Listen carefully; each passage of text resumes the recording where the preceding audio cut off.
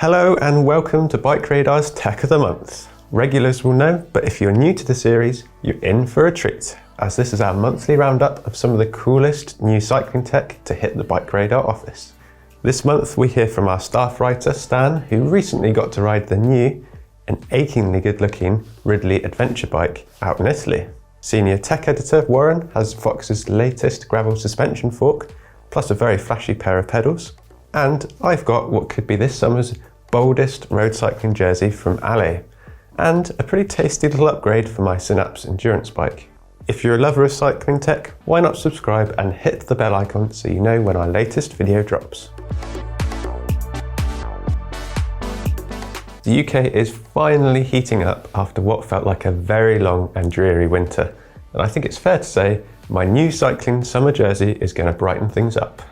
This is the Kenya jersey, part of Ale's spring-summer collection, and the unconventional design is said to be inspired by African culture. I think the design is pretty sick, and like many of the pro cycling teams, follows a trend towards big, bold and colourful designs. It's part of Ale's PRR range, which stands for Pro Racing Research, and is one of Ale's original lines, which focuses on ergonomic race fit and the finer details. It's made from using two different fabrics. The first, a micro aero fabric on the front and sides, which offers lightness and freshness. You can actually see the small perforations up close. And secondly, the back of the jersey actually has carbon woven into the fabric, which is said to be antibacterial and anti-static. I tend to find my back overheats pretty quickly, so the carbon yarn is a cool feature for me. The fit is pretty racy, which means there's no excess material flapping about when you're riding. It also means you may find you want to size up if you don't like this. I've often ridden with slightly more relaxed fitting jerseys in the past, but fairly recently I found tighter fitting jerseys to actually feel a bit nicer.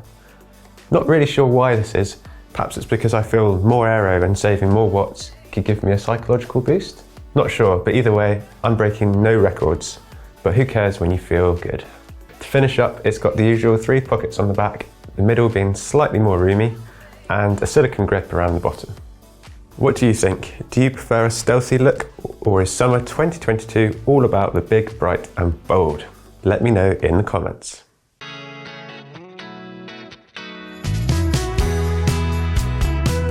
Just as myself and our mountain bike tech expert Rob Weaver were wrapping up a test of RockShox's Ruby gravel fork, their biggest rivals Fox released this.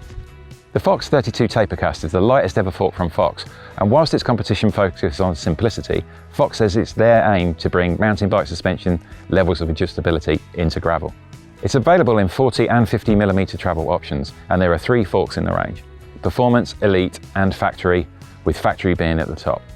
Fox's first flotation with gravel was with 2017's AX, and it's safe to say it wasn't a hit.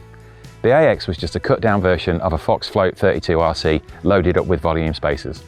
The mountain bike style crown meant clumsy fitting on a lot of gravel bike frames, with crown and down tube clashing on full steering lock. This new one, however, is designed for gravel from the ground up and looks much more promising. An all-new short travel air spring should mean you no longer need a mountain of spacers. The fork also features a rearward facing fork brace, a crown that's tapered to clear frames, and low profile adjusters atop the fork legs, along with hidden rebound adjustment partially tucked into the lower leg. Fox says it has positioned the rebound adjustment here to maintain a sleek side profile appearance, but that the knob has been sized and knurled to easily spin and count clicks when adjusting. Fox says reducing weight was key when designing the fork. For example, the fork brace has been placed on the rear, meaning it's at a lower point on the tyre, requiring less material and saving weight for the same level of stiffness. As the name suggests, the fork legs also taper to save weight. As an aside, Fox claims this also reduces the frontal area of the fork, giving the fork a small aero gain to boot, if that sort of thing floats your boat. The open truss-like design on the rear of the lower legs also removes excess material. The fork brace has the same truss design but on the forward-facing edge, so mud being flung by the tyre hits a smooth surface rather than making a mud trap. All that talk about weight, but what do the scales say? Our factory spec 50mm travel fork with an uncut 350mm steerer and 12mm through axle in place weighs in at 1290 grams. For comparison, the RockShox Duty Ultimate we've just tested weighs in at 1250 grams with a cut down steerer, Cannondale's Oliver Carbon is claimed to weigh 1170 grams, though you do need a dedicated wheel for that one. It's designed to work with 700C wheels only, but with a huge 50mm clearance. I'd like that the fork is designed to work with a proper mudguard and comes with threaded mounts. The factory specification gets the Gucci-looking Kashima coated legs and the Fit 4 damper system. Fit 4 offers heaps of adjustability, and I think it's a good option for gravel riders, as its high tolerance ceiling should be fairly low maintenance for multi-day adventures and the lazy among us. Fit 4 means there's a 3-position lever to set the fork damp into open, medium or firm on the fly, along with a secondary dial to tune low speed rebound too. That's in addition to the hidden rebound adjuster tucked away in the lower leg. Gravel suspension forks have now gone beyond outliers and are fast becoming a trend with RockShox, Lauf and Cannondale amongst others, and that's before you factor in internal systems like FutureShock and BMC's URS. What do you think of suspension coming to gravel? Is it the comfort and control advantage you've been looking for, or a step too far towards mountain bikes? Let us know your thoughts in the comments.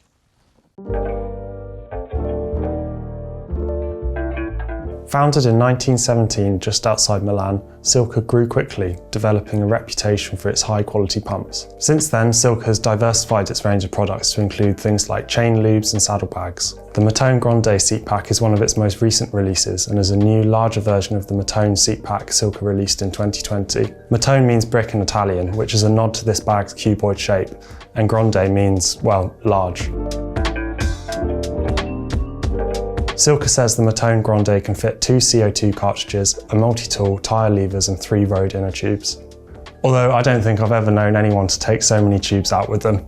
If you're a mountain biker, Silca claims the new pack will fit a multi-tool, levers and a CO2 canister with 2 29 by 2.5 tubes. It's made from a waterproof material and closes with a YKK Aquacard zip to keep any rain or road spray out. It's held in place with Silca's Hyperlon strap, which wraps around your saddle rails and closes with a bow dial. Silca says the bow dial has 15 times more power than Velcro, which should mean the Matone Grande will stay firmly in place under your saddle, even over the pothole roads we have here in the southwest of England. The 2 seat packs also have Silca's familiar red and black colour scheme, with a red fabric lining and a red cord for the bow dial. Retailing for £51 or $55, the Matone Grande is at the pricier end of the saddlebag spectrum, but it strikes me as a pretty neat looking solution. But what do you think? Is having room for 3 tubes a good idea, or is a seat pack this grande needlessly big? Let us know in the comments.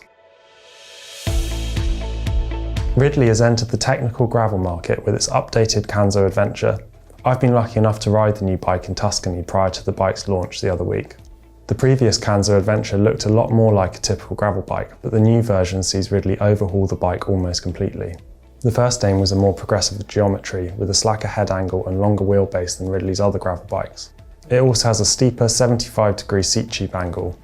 All this comes together to create a bike that's confident going down steep trails and puts the rider in a more planted, stable position. To aid its off-road capability, the Kanzo Adventure can also fit chunky 2.1-inch mountain bike tyres. This will suit riders for whom gravel riding is more likely to mean mud than grit.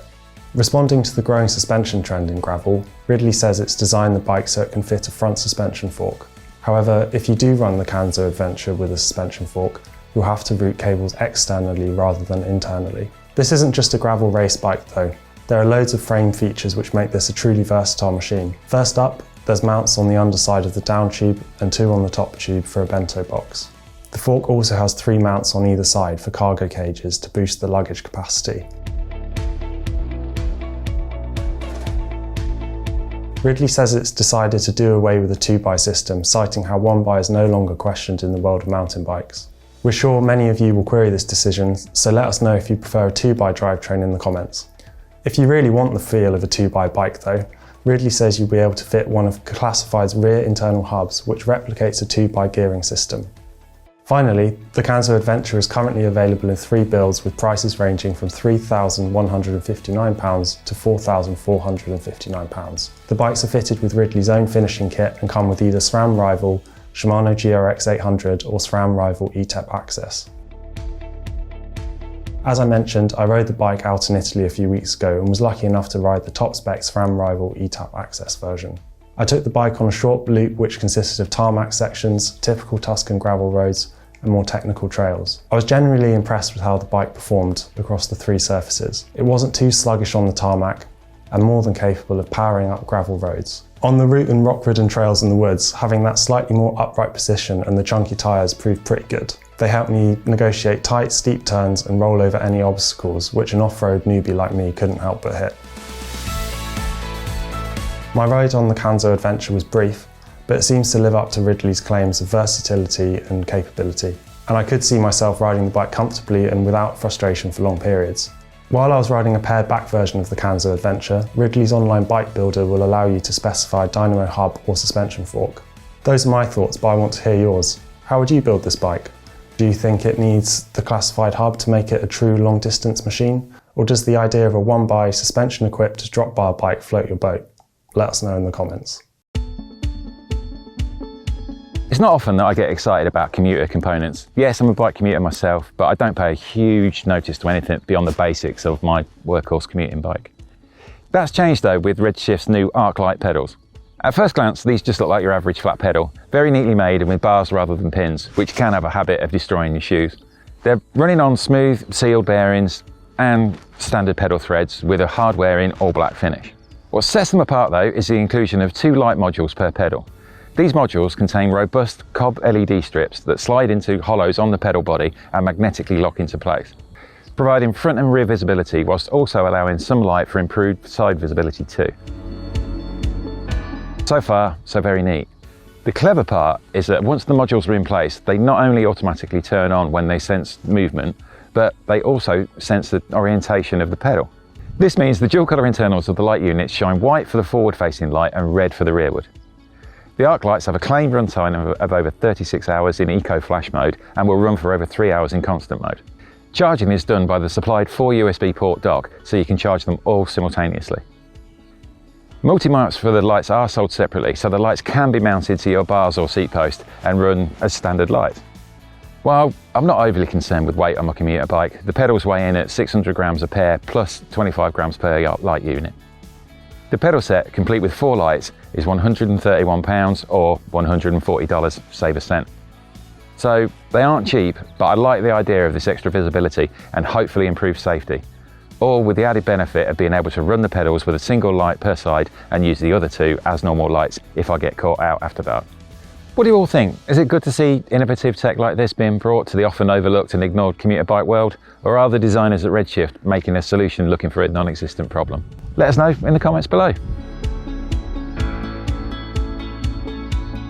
My second item is this cheeky little upgrade for my Cannondale Synapse, which, having reviewed the bike a few years ago, I actually bought with my own money. These are Shimano's MT900 disc rotors, which are part of the latest R9200 Dura-Ace group set. They're also shared with Shimano's top tier mountain bike group set, XTR. Okay, so these might not actually give me a huge performance benefit, but how cool do they look? Yep, we too love shiny new upgrades on our bikes.